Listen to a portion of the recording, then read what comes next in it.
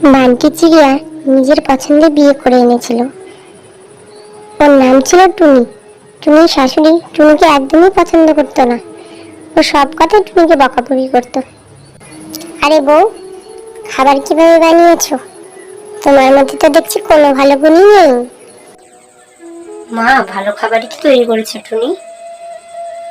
চুপ করো বউয়ের গোলাম, আমি কি মিথ্যা কথা বলছি? আর হ্যাঁ, আমার বান্ধবীদের ছেলেদের সব বিয়ে হয়েছে একই সাথে। তারা কিছুদিনের মধ্যেই নাতি নাতনি মুখ দেখাবে। আমিও চাই তুমি আমাকে খুশির খবর শোনাও। আর বউরানী, আর একটা কথা কান খুলে শুনে নাও, 1-2 মাসের মধ্যে খুশির খবর শোনাতে না পারলে আমি বান্টি আর একটা বিয়ে দিয়ে দেব। এরপর কিছুদিনের মধ্যে যখন টুনি তার শাশুড়িকে খুশির খবর শোনায়, তখন টুনির শাশুড়ি খুশি হওয়ার বদলে নতুন ডিমান্ড শুরু করে দেয়। কান খুলে শুনে নাও বউরানী, এই ঘরে না হলে বাড়ি থেকে ঘাড় ধাক্কা দিয়ে তোমাকে বের করে দেব। এটা কি বলছেন মা? ছেলে কিংবা মেয়ে, এতে কোনোটাতেই আমাদের হাত নেই। সব ভগবানের দান। মেয়ে হলেও তো আপনাদেরই রক্ত। চুপ করো, তোমার ভাষণের আমার কোনো দরকার নেই। আমার মেয়ে হলে সাথে সাথে মেয়েকে নিয়ে চলে যাবে। টুনি ও শাশুড়ির কথা শুনে খুব চিন্তায় পড়ে যায়। সন্ধ্যার সময় টুনির স্বামী বান্টি যখন বাড়ি ফিরে আসে, টুনি বলে, শোনো তুমি, মাকে একটু বোঝাও না। মা বলছিল মার নাতিই লাগবে। কি এমন খারাপ কথা বলেছে আমার মা? ঠিকই তো বলেছে। আমিও চাই আমার একটা ছেলে হোক। টুনি স্বামীর মুখে এই কথা শুনে আরো চিন্তিত হয়ে পড়ে। এরপর এভাবে কিছুদিন কেটে যাওয়ার পর টুনি একটি ফুটফুটে মেয়ের জন্ম দেয়। এই কারণে টুনির স্বামী ও শাশুড়ি টুনির ওপর খুব রেগে যায়, ঘর থেকে বের করে দেয়। টুনি তো কিছুই বুঝতে পারছিল না তার মেয়েকে নিয়ে কোথায় যাবে। এদিক সেদিক ঘোরার পর যখন কোনো কিছু পাচ্ছিল না, তখন একটা নদীর কাছে পৌঁছায়।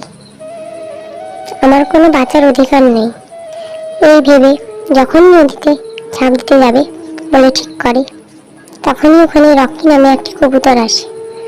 দাঁড়াও, তুমি তোমার এই ছোট মেয়েকেও নিজেকে কেন মারতে চাইছো? এই দুনিয়ায় আমার কেউ নেই, আমার বাঁচার কোনো অধিকার নেই।